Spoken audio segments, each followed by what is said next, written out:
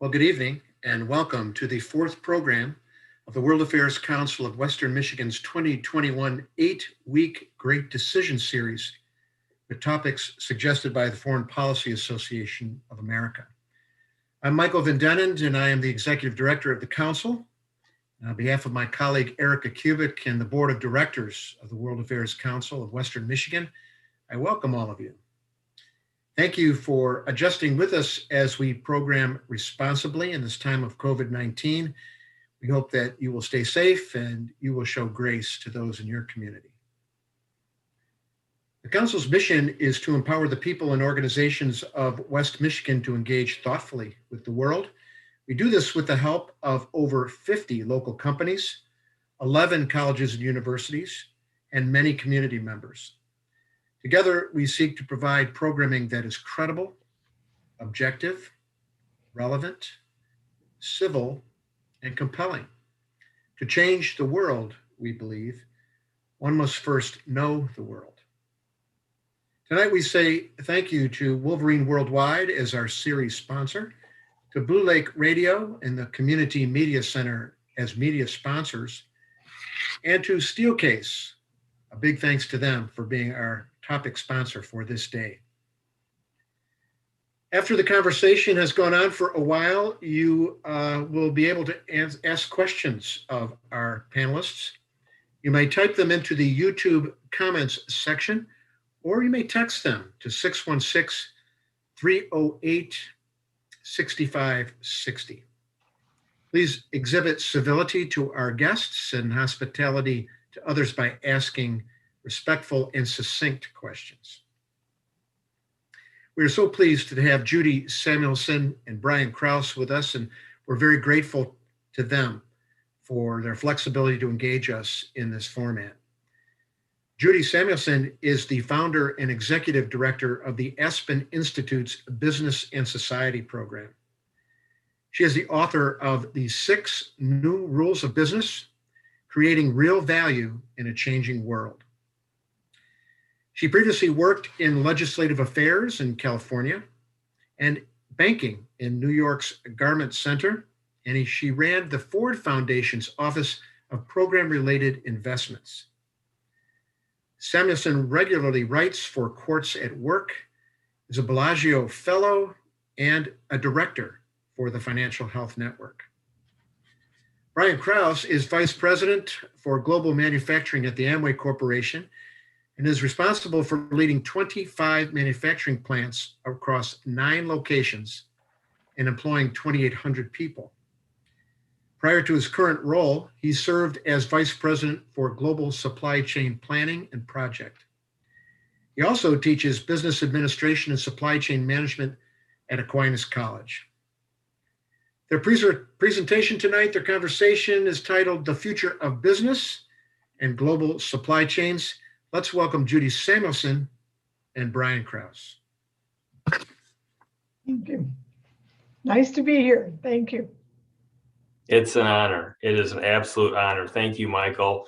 And as Michael said, we'll have some questions to get the session going on this evening, but please feel free to use your chat box to ask any questions that are of interest to you.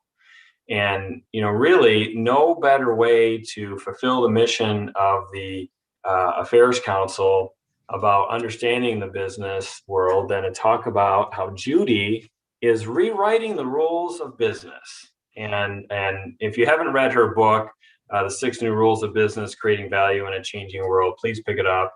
It is a joy and very inspiring and very thought-provoking. So to start tonight's session, Judy, maybe we'll start just on your book.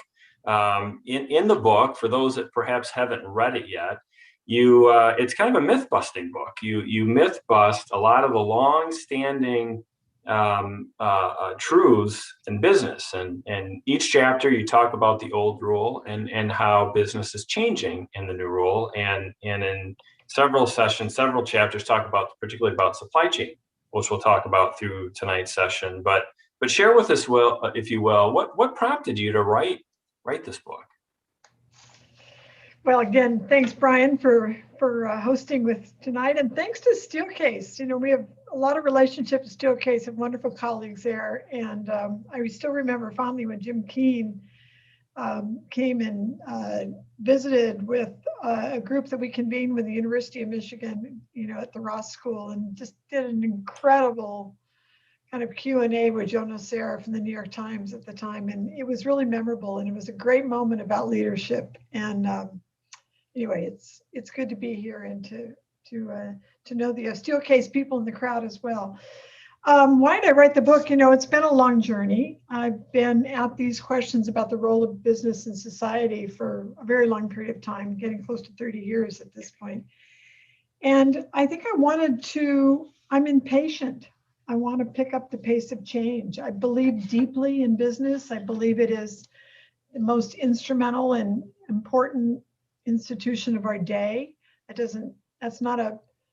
shouldn't sound like a value judgment. I don't mean it to be. It's not good or bad. Business is not moral or immoral. It's just a combination of protocols and decision rules and incentive systems that sometimes get great results and sometimes get horrible results. Most of the time provides us with critical goods and services on which we depend, and we almost forget the role that it plays to make that all happen. I know we'll talk more about that tonight. But I believe that we can't address our most consequential problems, whether what keeps you up at night is climate change or, concern over inequality or, the kind of tone and tenor of our nation at this moment. I mean, all of these things ultimately it doesn't take too much to kind of connect the dots back to business as an actor that may bear responsibility, but also has a lot of potential to help move us forward in a positive way. So that explains a lot about why I wrote the book, but I really wrote it in some respects with two audiences in mind. I do believe I write about these, I call them the new rules, but a lot of these things have been in play for a long period of time. And anybody who works in business will recognize that it's a more complex game than I describe. So in some respects, I'm trying to speak to the business audience and say these are movements, if you will, to pay attention to help understand what's going on and why the cacophony about business in this moment, what's changing things. But I'm also writing for people who want to make their own change, and what are the forces that you need to work with or could work with to help move business forward in a way that we can all embrace and be proud of. Yeah, and some of the things you just mentioned, thank you for the very thoughtful answer. Some of the things you mentioned, we'll explore in tonight's session about climate change, public-private partnerships you write about in the book. And the business world is more dynamic now than really it ever has been. So the concept of rewriting the rules, so to speak, is hopefully going to provide, your book is hopefully going to provide an impetus for great change in some of these topics. So congratulations on this very successful and very compelling book. Let's explore a couple of your rules, if that's okay, and where you see businesses changing. The first rule you talk about is reputation and trust and intangible assets that are the real value creators of a business, which for those of us that went to business school, we went to hardcore balance sheets, cash flow statements, discounted cash flows, all these things that we spent, years and years perfecting. You cite very meaningful examples in your book, and particularly in the first chapter, of companies that understand the importance of reputation and trust and intangible assets. And one that was really compelling to me was about Texas Power and Light. Would you mind sharing with our audience a little bit more about the story behind that example and why you decided to write about it as a good example of a company figuring this out? Sure. I live and work in New York City, and I was headed to a meeting at JP Morgan Chase on I think it was a Friday morning. Maybe it was a Monday morning, one of the two. And that literally on my way over there, I learned that a massive deal. This was, it was the buyout of what was called TXU, Texas Power and Light, TXU, was about to be the largest leverage buyout in history, $44 billion. That still sounds like a lot of money, but I think, maybe there's been larger ones since then. This was 2007. And the deal literally at the 11th hour, 11 point whatever hour. I mean, as close as you could get to send on this massive buyout that was led by private equity firms. And then the debt was going to be syndicated throughout, massive investment, large scale institutional investors, and basically was going to touch every pension fund in the country. And the deal, screeched to a halt at the very last minute.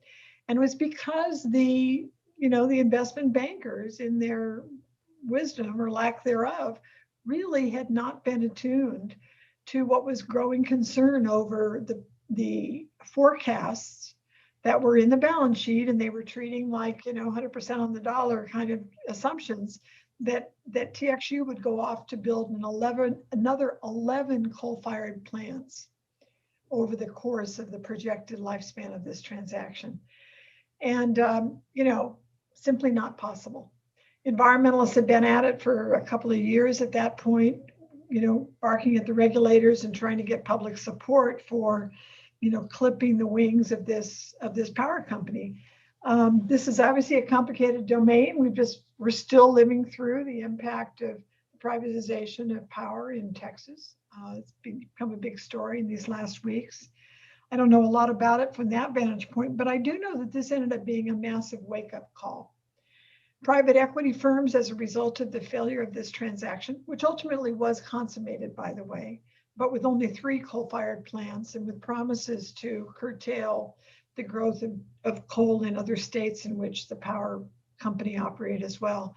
So it was, in fact, a successful campaign by environmental organizations, and it went right at the license to operate, which is one of the key intangibles. The ability to transact business the way you want to transact it, in the places you want to transact it in, at the price point you want to transact it at.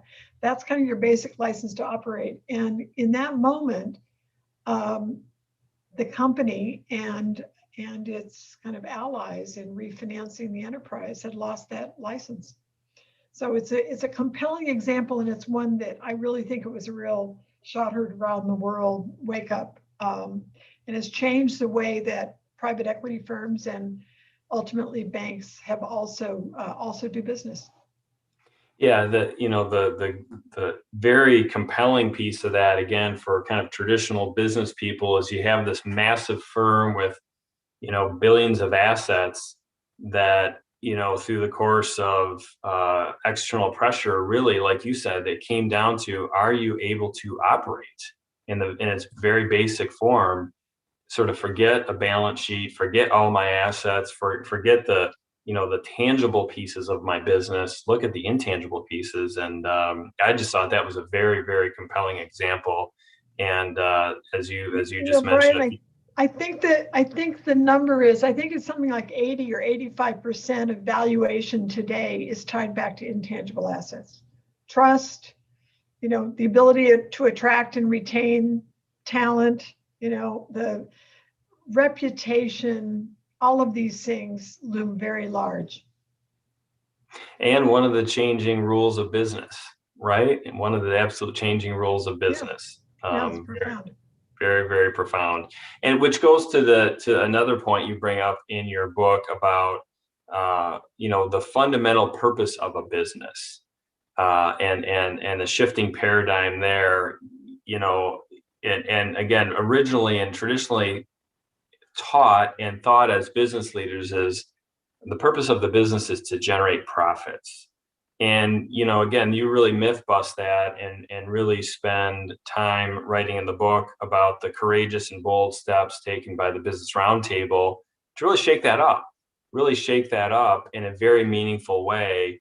You explore Merck, you talk about Boeing very eloquently as 2 great examples.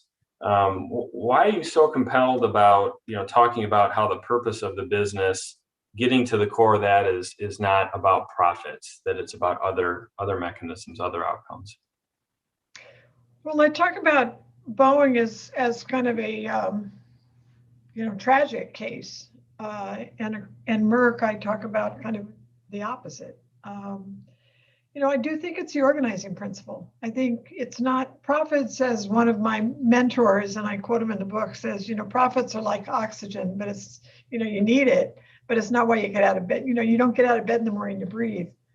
I think people are drawn to companies where, as Larry Fink of BlackRock has spoken, for years now, companies where their purpose is somehow connected to something larger and more meaningful than the survival of the entity itself. That those connections simply, in a world in which, we're facing really existential crises, that is important and maybe critical for the health of the enterprise as well as everybody else. And so I write about Merck from the vantage point of an example that goes back now a couple of decades, but the CEO there, Roy Vagelos, he was the CEO when the company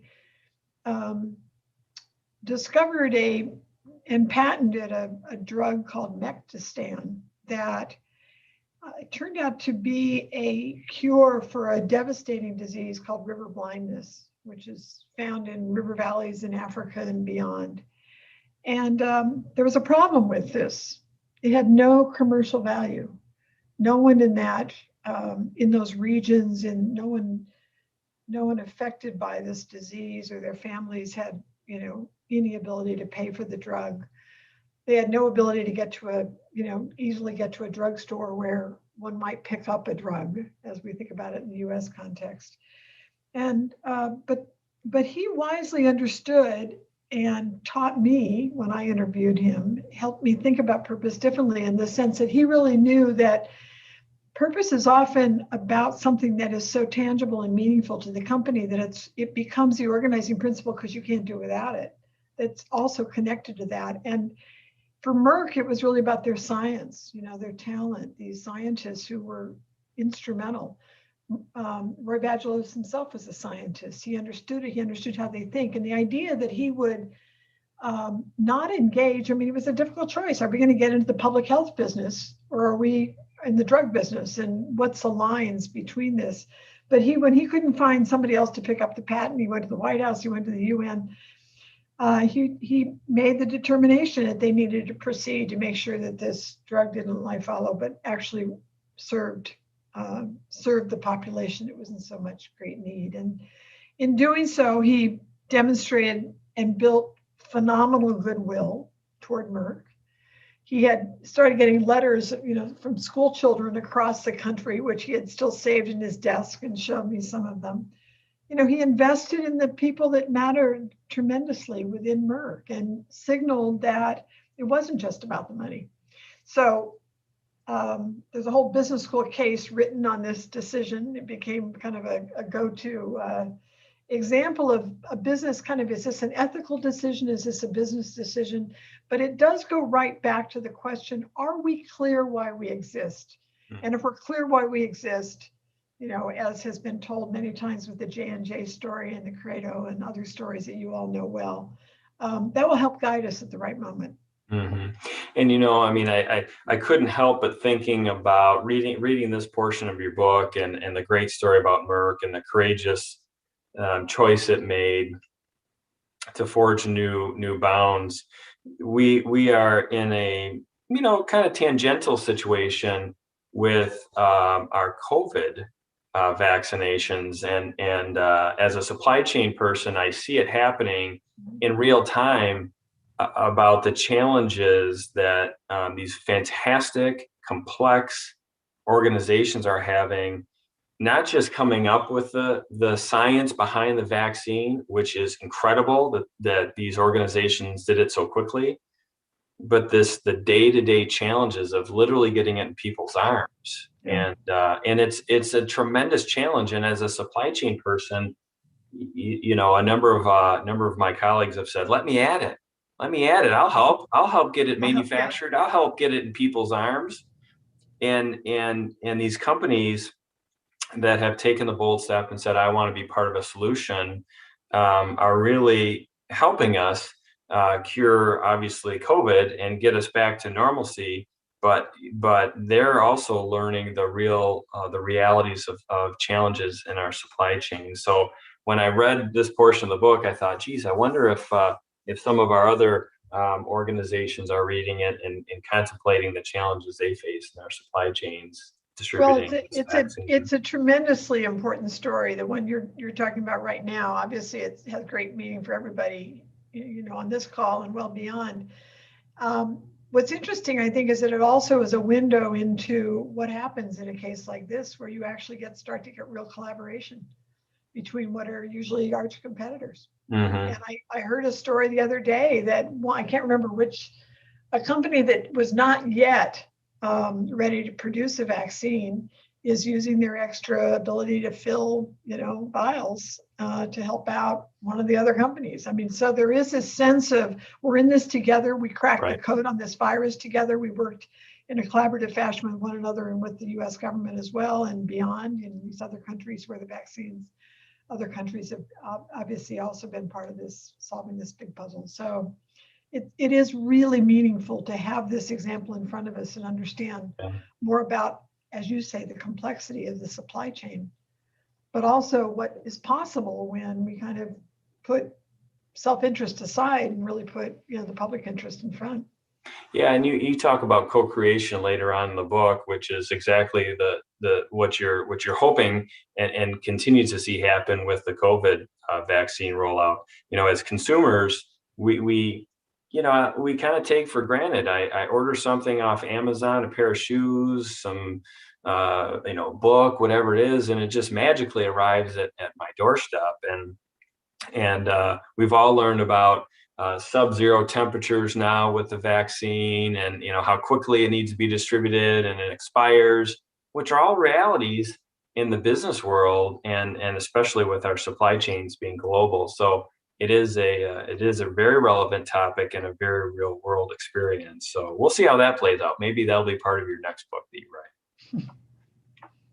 So the next topic you explore in the book is a tried and true one in most business circles about corporate social responsibility. Excuse me.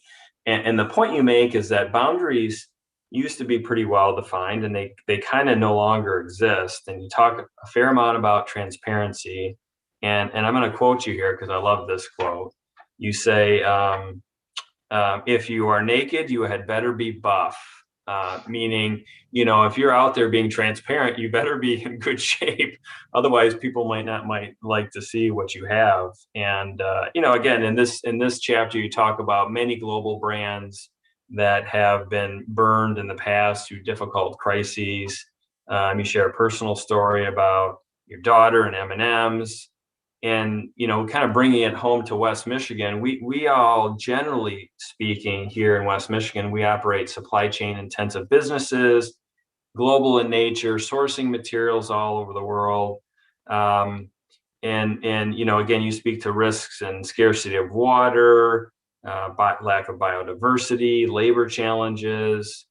And so I'd be curious from your standpoint as leaders, what would your advice to us on how we make sure, we don't see the same negative impact in our organizations and in our supply chains that you've seen in other companies? How can we learn from those experiences?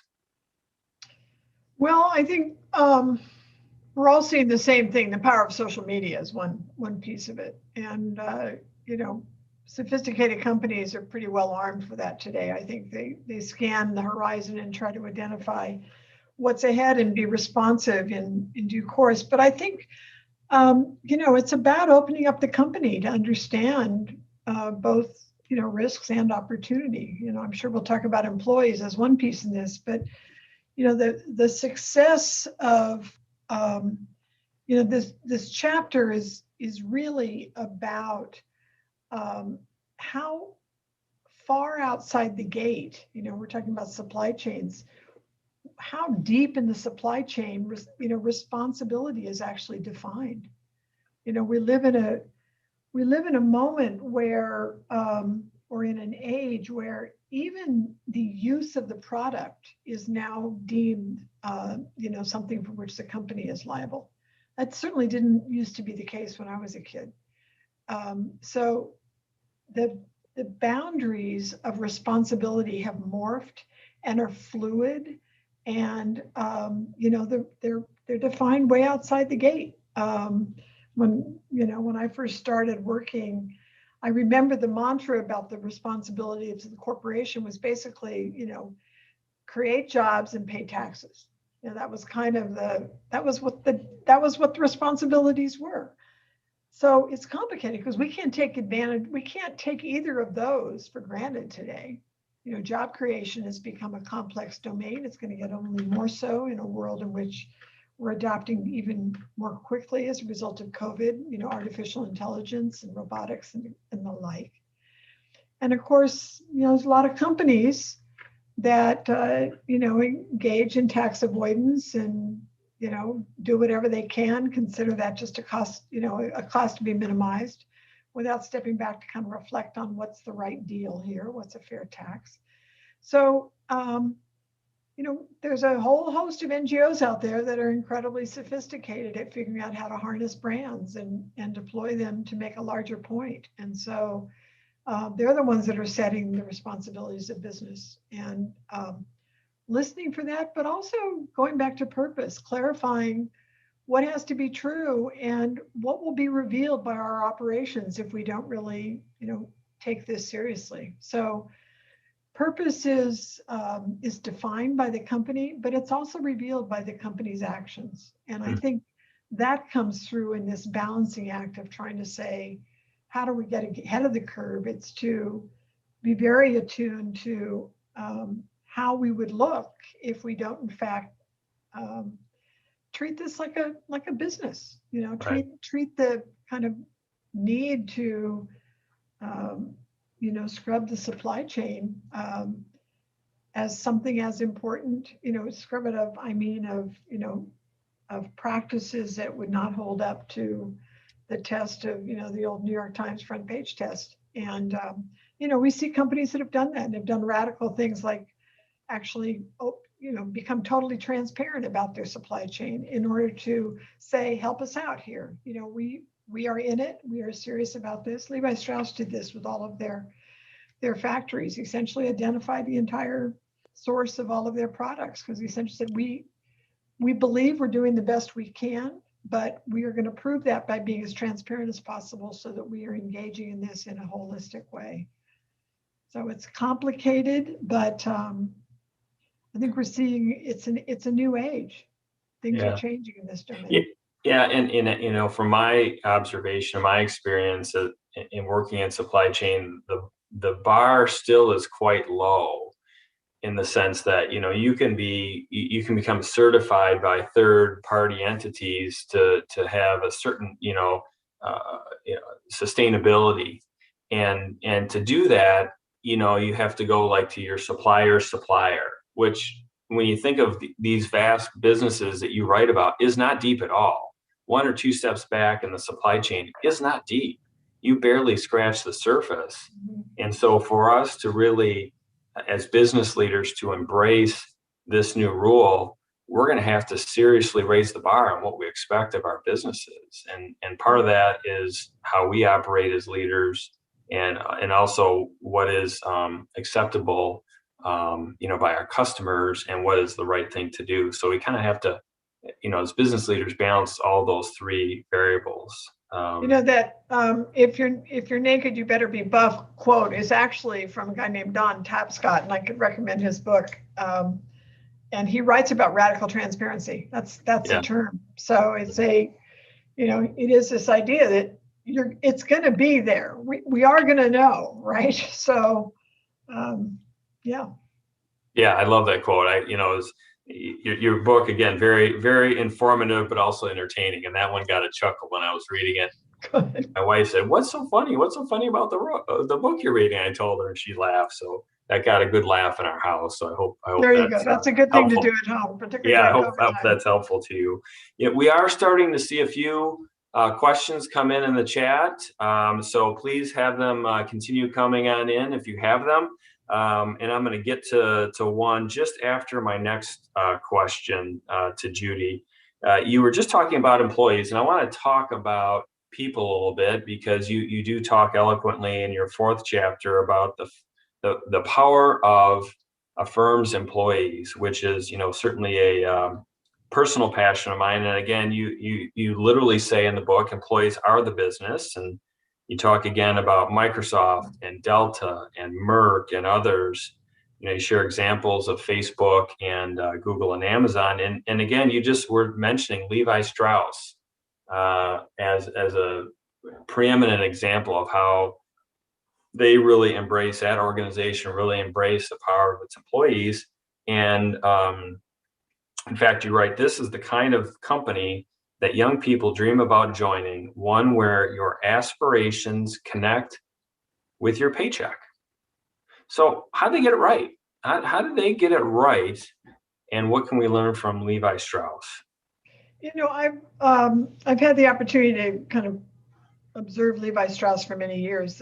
The CEO of Levi Strauss, Bob Haas, was on the board of the Ford Foundation when I first started doing this work. And I became attuned to the fact that they were basically the last company to go offshore of the textile companies. They had all moved offshore in order to, stay competitive. And Levi Strauss really hung back on that. They had all these company towns in the Southeast that were with whom they had longstanding relationships. And I think it was hard for them to they took it seriously. And when they finally did exit the US manufacturing and took that manufacturing offshore, they did it right somehow. What we observed is that they invested in these communities. There was transition time, et cetera. None of this was probably very good for their bottom line at the time. Would have been wiser to move more quickly. And ultimately they did, have a period of time where they needed to, do some more radical change to the processes under which they operated. They're a private company. They're not a public company, so they didn't have the same kind of pressures on them. But ultimately, they turned the company around. And what you could see in this process, again, is a real belief in the individual, the employees that make up the place.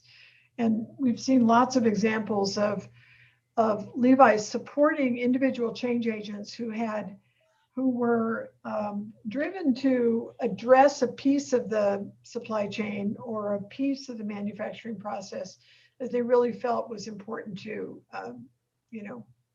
fix. So one of our fellows, we have a program called the First Mover Fellowship Program that brings together change agents in large companies. And a guy named Bart Seitz that I wrote about in the book is he was responsible for moving from the use of chemicals to the use of lasers to distress jeans. Those jeans people like to buy that already have their holes in them. I don't know, I've never quite understood it myself. But a popular product, at least pre-COVID. I haven't checked since then.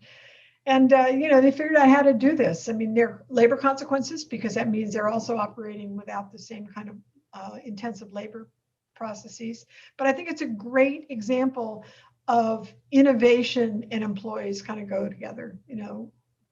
I also write about a, West Michigan company, Herman Miller, that also puts employees at the center. They were always compelled by, the founder, believed in design. Design was always at the heart of their purpose. And you can't talk about design without valuing the designer.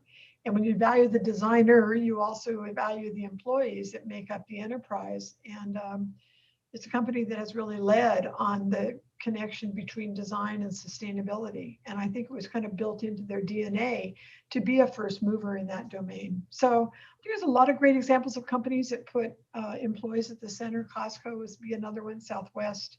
And we learn from them, and they have remarkable brands. And they're ones that have changed practices in recent years that have put profit sharing more at the center. But this is a dynamic moment about employees. COVID has humanized companies. It's given us kind of lifted the cover off of companies, both supply chain, as you were talking about, but also the conduct of employees and the conduct of the company vis-a-vis its employees. And I think there's still more that we will learn about how we come out of this moment and what have we actually learned. What part of this will continue to drive change. And I'm hopeful because of the power of employees to raise their voice. It's the other thing that's changed phenomenally. Yeah, as a father to 2 teenage daughters, I know the value of ripped blue jeans. And the value of ripped blue jeans is actually quite high, even in COVID. So we certainly know the value of that in my household. We've learned a term, and I want to get to the first audience question in a second around COVID, but back to employees just for a second. We've learned a new term, or we've coined a new term, and it's called an essential employee. Folks that are essential either in public organizations or private organizations to keep our society going. And some people scoff at it and say, "Oh, I'm a essential employee," and some kind of wear it with pride, but it does speak to the power of the employee being essential for a company's existence, even in a pandemic. So let's talk a little bit about COVID. And and I've teased you in our discussions, you keep saying, I'm not a supply chain expert, but you talk about it throughout the book. And it's the headline of tonight's session. So I want to make sure we devote enough time to it. If there's one thing that we've learned about COVID, is that, supply chains have become more front and center. And when you wrote the book, COVID was just starting. Now it's obviously been with us for nearly a year. How has it impacted us? And if you were to write the book now differently, what would you say more about how COVID's impacting businesses and supply chain? Well, I mentioned, I think the most important part has been about kind of humanizing businesses and kind of helping us see inside companies. And I think your example about the drug companies and that has been one example of that. But and that does relate to supply chain. But I don't actually know that I would write it any differently. I think these trends have been in place for a long period of time. They're certainly amplified by globalization. I mean, it's that's the fundamental platform for why supply chains have become so attenuated and important. At some level, what we're seeing, is a consequence of kind of the failure of markets to self-regulate here. That in a rush to, or as many companies have grown through models that are essentially based on kind of always lowest price. Certainly not anything I would assign to my 2 favorite Western Michigan companies, Steelcase and Herman Miller. But it is a reality of the kind of Amazon big box retail world. I also write about Walmart and talk about a massive supply chain. Oh, right. You can't imagine a company with a more complex supply chain than Walmart. I mean, 1.5 million employees in the United States alone, another couple million employees around the world. I mean, there's no boundaries to it. And yet, NGOs are not, it's not like they don't get that. So I write about the work of Jason Clay of World Wildlife Fund, and the work that he has done, he and his colleagues have done to essentially say, if we're really going to affect environmental challenges, there are 15 commodities that matter the most. Palm oil is one of them. Cotton is one of them. I won't be able to, because I'm not a supply chain expert. Will you be able to, if I turn around to you, Brian, can you tell me the other 13 most important commodities? We might have to go to the next question, Judy. But, the point is, what are you going to try to influence? Are you going to try to influence billions of consumers around the world? Or are you going to then turn around and say the most significant, the systematically most important enterprises are the following.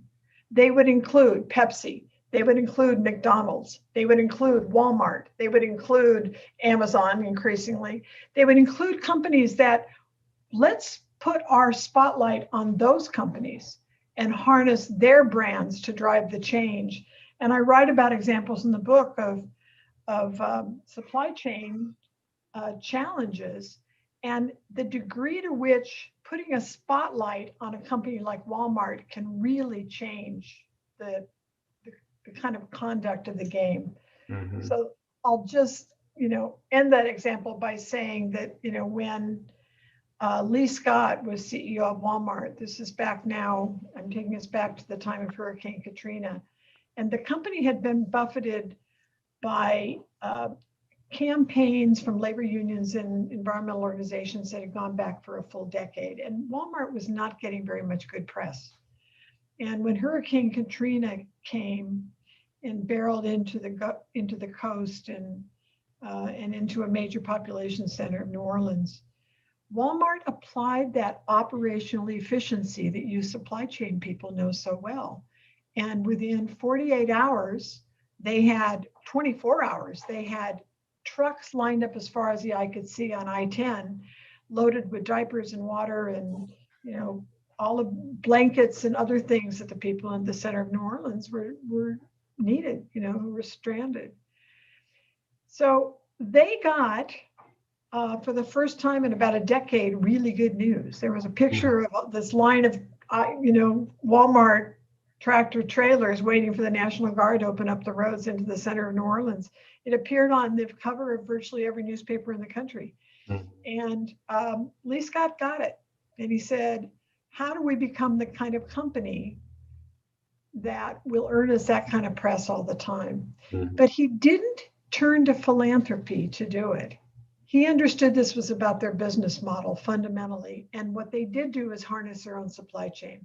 And they went from being a laggard to being the most effective at deploying their supply chain to drive the kind of environmental changes for which they have become known. And many of their massive suppliers have become known, whether it's, reduction of energy reduction, dematerializing packaging, commitments to sustainably harvested fish in the grocery store. I could go on and on. You guys may know this story because, many of you in Michigan probably supply Walmart in some way, shape, or form, but it's a remarkable example of the power of the supply chain and the importance of kind of, from the NGO perspective, correctly targeting the right major producer and the right consumer-facing enterprise and building a network that can drive change throughout that system. So I talk about some of these, and I really do believe, I don't know anything about supply chains, but I understand good tactics and systems change, and it's a phenomenal example of it. Yeah, I love the Walmart example because, like you said, they use an event to fundamentally change their thought process and how they solved an issue that was sort of plaguing them in terms of being an employer of choice and improving its reputation, intangible value, but also solving real world issues in a crisis literally overnight. Just a fantastic example, and the instincts to go after it immediately have proven to have long lasting and positive implications for Walmart and society. So I love that example. We're getting some really good questions in on the chat, so I'm gonna throw a few your way. The first one is a topic that we really haven't touched on yet, so this will give us a chance to explore a new topic. And the question is, how does supplier diversity impact business and help drive more inclusive capitalism, ultimately helping further equity across the board? I'll come back to you to see if this works for you for supplier diversity. I know a little bit about supplier diversity. It was always a strategy that the Ford Foundation, when I worked there, thought would be a positive change. And I certainly know that companies I know, in particular, a great program that IBM constructed some years back now, where they made it easier for large companies to collaborate on identifying smaller, more diverse sources of supply that could get certified across a number of companies at once in order to make it easier to find and build a more diverse supply chain. Intuitively, I think it's an important thing to do, but I certainly know it's important for us to have more diverse boards. I mean, I spend more of my time thinking about governance and decision-making, and without a doubt, if we had more women on boards, we would be in a better place. And if we had more racially diverse boards, we'd be speaking more powerfully to the complexity of issues that we've been talking about tonight and getting that right. I think, boards, I think, suffer from too much groupthink. I think it makes it hard for them to stay ahead and get ahead. And I'll leave it for you to try to tie that back to supplier diversity if you see a way to do so. But I do believe that diversity is an incredibly important piece of what's going to be necessary, not only for us to achieve greater economic prosperity and shared prosperity, sharing, as they say, the gain shaving part of this. But I think just to get better decisions, I think more sensitive decisions and more robust decisions will come about. Yeah, and we'll be leaving so much talent outside, right? Right, We've got a lot of people to draw on. Right. I don't think it's much different in a boardroom than it is with suppliers. To the extent you have a diverse background and supply base means more and different types of innovation. And especially if your consumer base is diverse, how can you not have a diverse supply base? Because it just doesn't translate if your supply base doesn't have significant diversity to it. So I think the fundamental challenge and the benefit of diversity is similar for a supply base as a boardroom, because if I always say in a team or environment, if you're looking around and everyone looks like you're not going to always have the best ideas. And that's, I think, the same in a team. It's the same with boardrooms. And I think it's the same with the supply base too, because of the different thinking, the different perspectives, and the level of innovation. From my experience and what I observe as a practitioner, I see it all the time. So maybe diversity is a thread all the way through from suppliers all the way up to the boardroom. So we'll see. Here's another good audience question, and this goes a bit to government relations and impact on supply chain. And the question is, please comment on the prospect of the U.S. and China decoupling and the implications of the recent Biden administration's review of potential vulnerabilities in U.S.-based supply chains. Can you speak to that at all? Nope. Not all right. well. That's fine. That's fine. Brian, do you have a point of view on that one? Well, I do, in the sense that I've worked around in countries all over the world and in China, including China, and there's certainly complexities to the political environment that are way above a normal business person's purview. But I think where the relationship is successful is where there is, just like any relationship, where there's mutual satisfaction and benefit.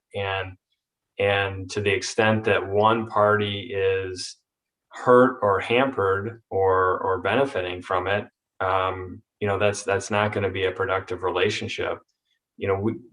My experience is that fair trade and free flow of goods is generally the more positive outcome for any relationship, including China. So, I'm personally going to watch that one really closely, because the two largest economies in the world, the thought of decoupling that will send major shockwaves through every supply chain that we know of, from tennis shoes to T-shirts to TVs and everything. And, if we were nervous about, as consumers, if we're nervous about not getting toilet paper in March and April and May of last year, think of the disruptions our supply chains would feel if U.S. and China relations did decouple. That would be a massive supply shock. Totally. So we'll see. We'll see. So another interesting China question.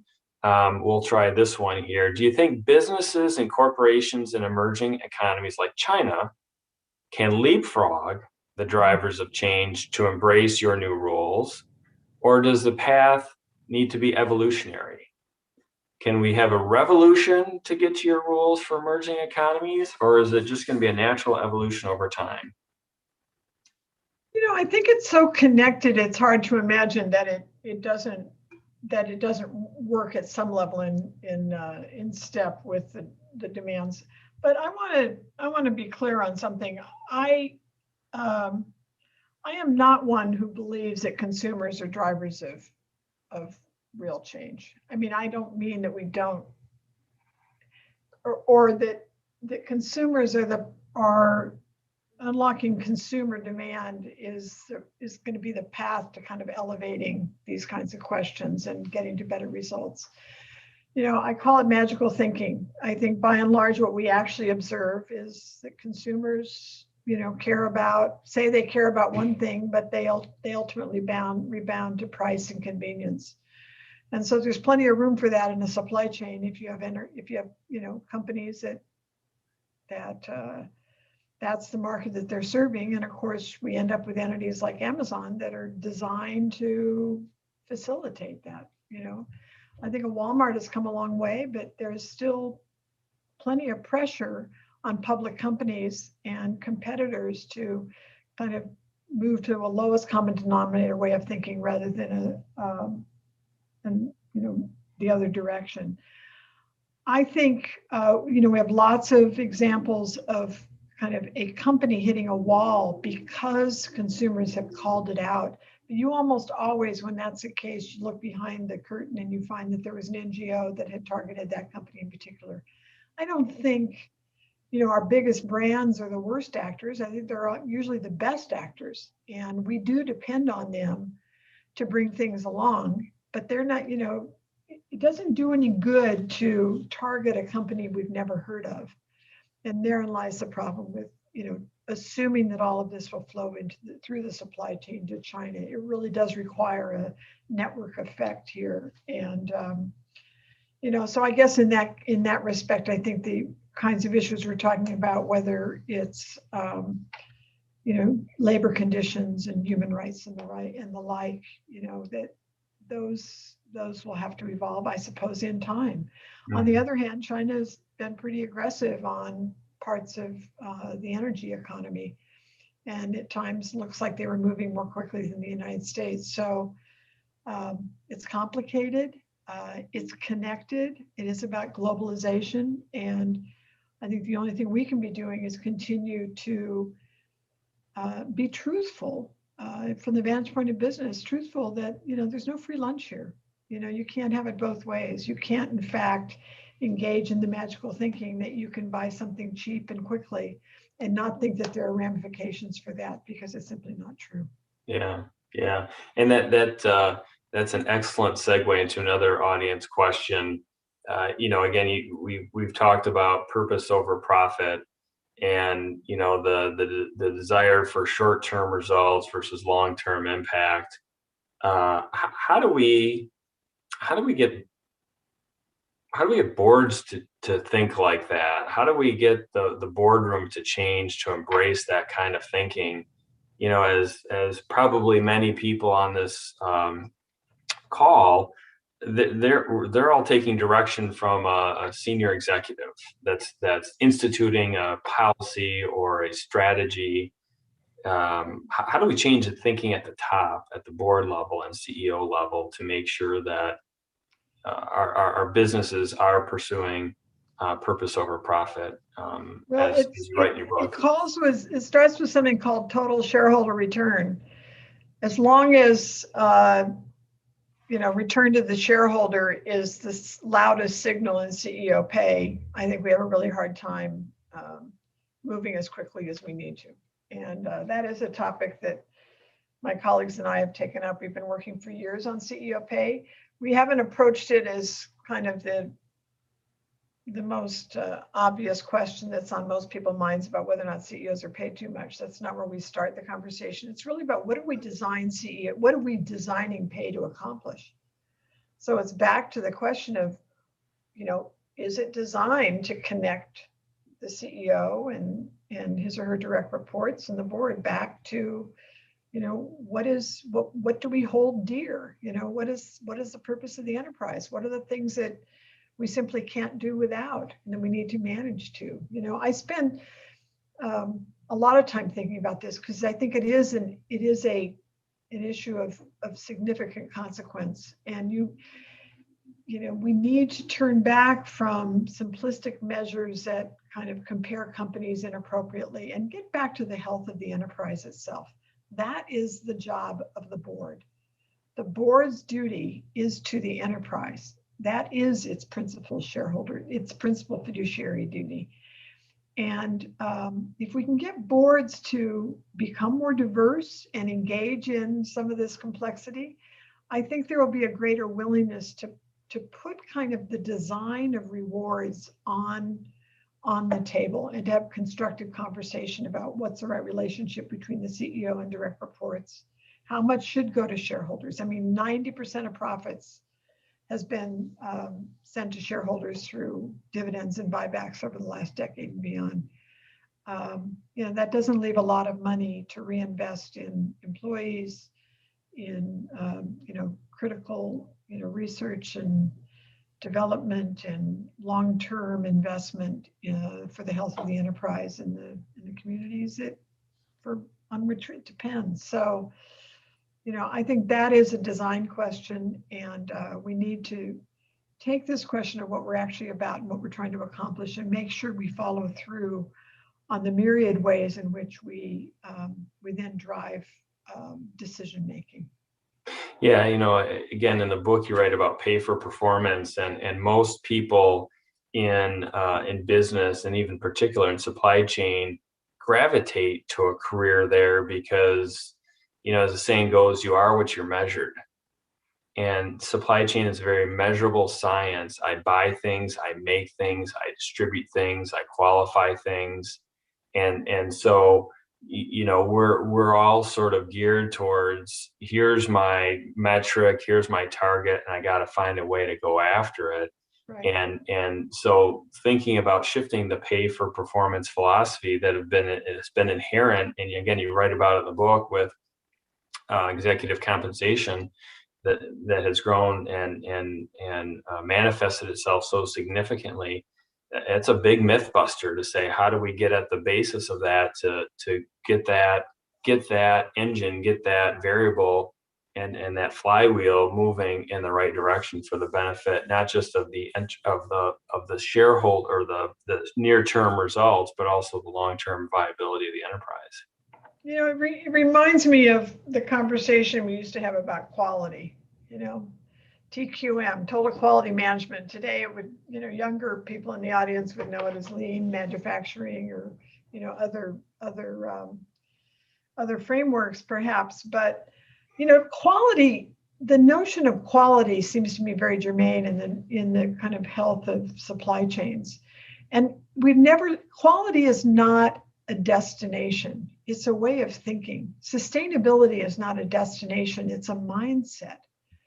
And you need to start with that mindset and then figure out, what are the things we can measure that will help us diagnose and analyze what kind of progress we're making. The metrics flow from there, as opposed to kind of simplistic metrics that end up rebounding to financial targets that send us in the wrong direction. So I think design of the metrics in and of itself is an important piece, whether we're talking about, high quality manufacturing, high quality customer service in the deepest sense of that, meaning that we're producing a product that the customer will be pleased to own. Right.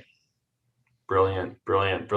I want to remind our audience, we do have a few more minutes left. So if you have any burning questions for Judy, please put them in the chat. And we are running near the end of our time here, but I do want to ask a few more questions of you, if I can. You are an esteemed leader. You get a chance to talk with leaders, executives across academia, industries, geographies. I was just so impressed and inspired by your network that you speak of and write in the book.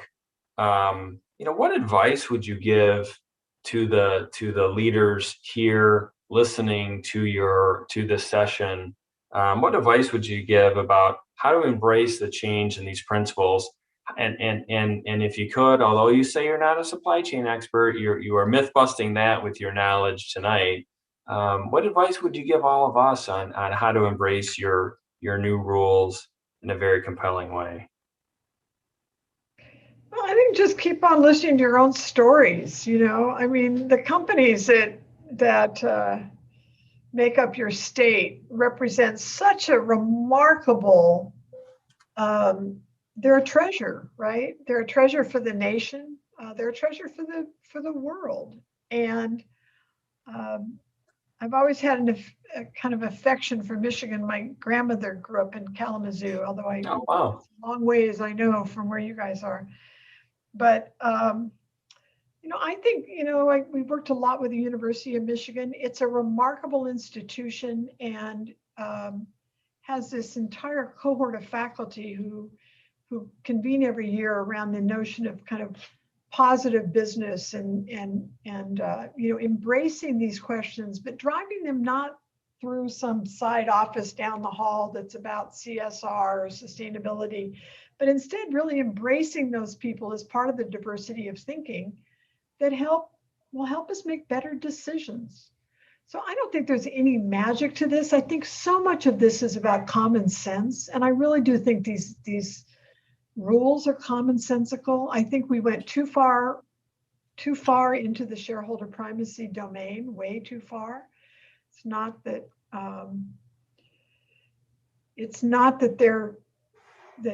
shareholders are unimportant, or that if we could actually make that a real long-term idea, that we don't all benefit in the end. We will, and we know we have, and that's a principle that stands the test of time.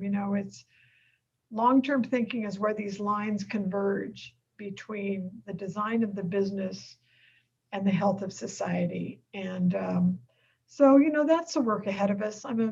As I started out saying, I'm a big believer in business. I've had the great pleasure to watch wonderful leaders in action and wonderful change agents inside companies that do remarkable things.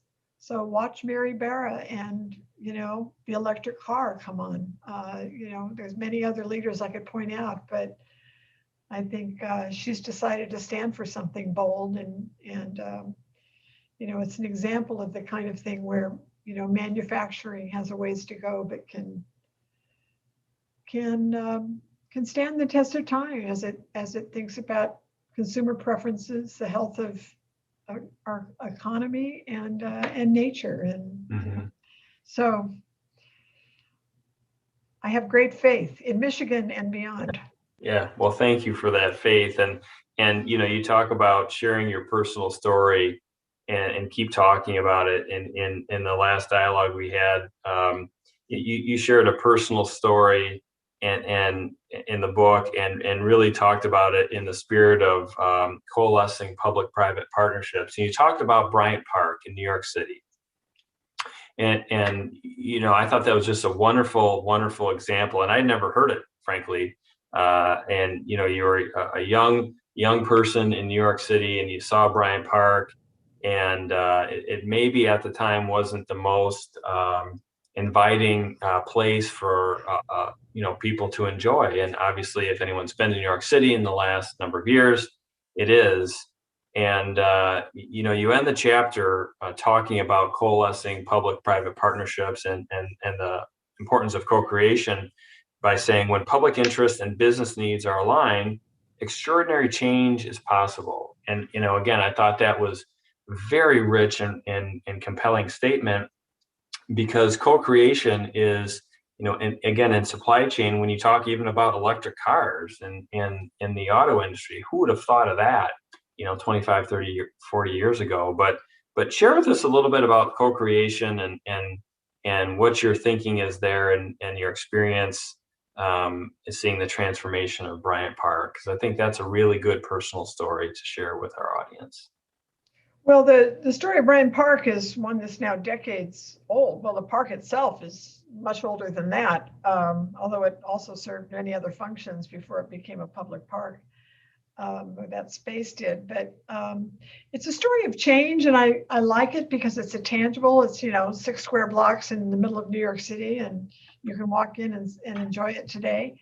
But when I first moved to New York in the early 80s, I wouldn't have walked in Bryant Park. I mean, it was a scary place, and it took a remarkable combination of business leaders who had self-interest at play here. That is not an unimportant part of this story.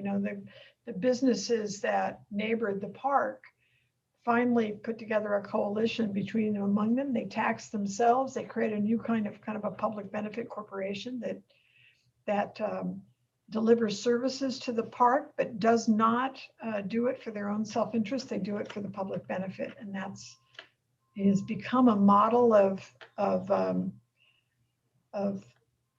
a way to align, kind of private inurement and the public benefit. And it's a model that's been used around the world now to address public assets that have fallen apart when we need private investment in order to move forward.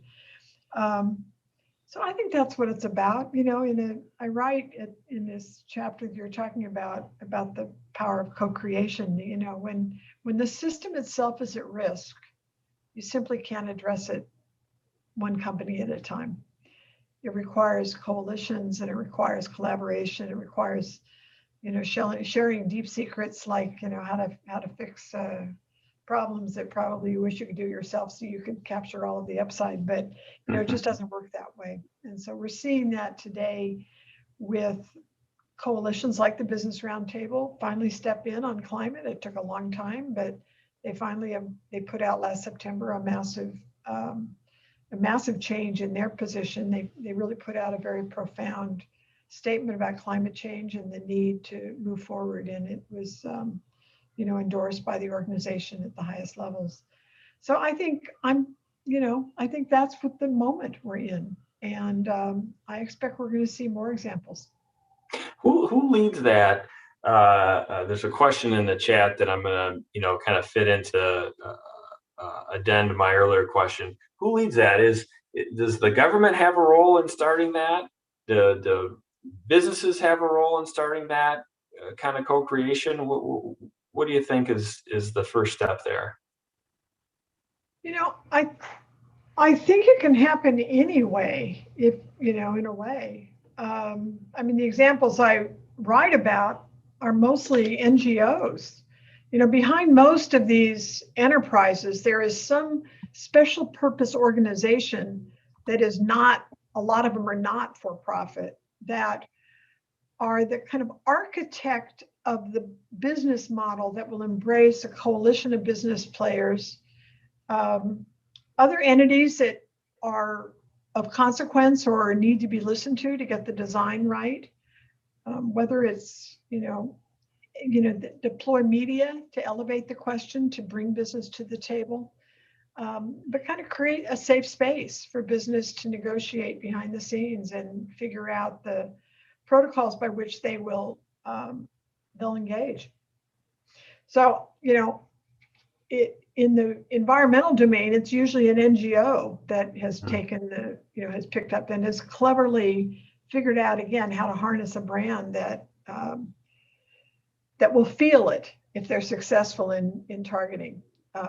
Doesn't mean they pick the worst actor. They pick the one that is the most powerful change agent if they get it right. So I don't know that I really thought about it. I'm sure there's other domains in which government is the first actor and has brought together business and coalition, or Roger Martin, who was a former dean at the Rotman School at the University of Toronto, and is kind of brilliant guy who thinks big thoughts and writes a lot of books. He's just written one on efficiency that I suggest you take a look at, kind of exploding that myth that efficiency is always a good idea. But he writes about how change takes place in the business sector and uses examples of when a business, because of its own agency, takes the risk of raising the bar itself, which usually requires, higher cost and taking some risks that others will follow. An example that I actually gave him that he used in this article he wrote about that years back was about Prudential during the HIV/AIDS crisis, Prudential Insurance, and they were seeing a lot of examples of victims of HIV/AIDS who were having a hard time paying for the drugs, and they ultimately restructured life insurance policies to allow the victims to borrow in or to make use of the kind of policy in order to extend their life rather than serving its traditional purpose. And it was in a very short order that all the other life insurance companies picked up and followed the example because it was compelling. So they didn't build a coalition to do it. They used the power of example to drive a systemic change, and I think that's also a powerful example. Mm-hmm, mm-hmm, mm-hmm. Wonderful examples. And Judy, your book, The 6 New Rules of Business: Creating Real Value in a Changing World, is a fantastic read. Congratulations on a great book. I personally enjoyed it immensely, and I enjoyed our discussion here, and I hope our audience did as well. I want to thank you for your insights and the engaging dialogue here, and I'm going to pass it back over to Michael to close tonight's session. Thank you. Thank you, Judy. Thank you, Brian. That was a lot of fun just to sit back and listen to the two of you talk back and forth about these really pressing issues. And Judy, thank you for the kind words that you said about Michigan and West Michigan businesses. And I think all of us have benefited. We have a lot of servant hearts in the leadership of our business, especially in West Michigan. We see it time and time again, this co-creating, and we are all the better for it. And so we see some of those examples that you gave in your book right in front of us each day. That's marvelous. Thank you both. And I want to echo Brian's comment about Judy's book, The 6 New Rules of Business. You can, of course, find that on Amazon.com, but you can also look it up at our website at worldmichigan.org, Great Decisions. We put some links to Judy's work in Judy's book on there as well. So, of course, Brian's a big fan. I'm now a big fan, and hope more of you will be. We will continue this conversation on this topic on Wednesday night when we have our global mixer at 7 p.m. You can register at worldmichigan.org, Great Decisions 2021, and we'll keep talking about the concepts that Judy and Brian raised today.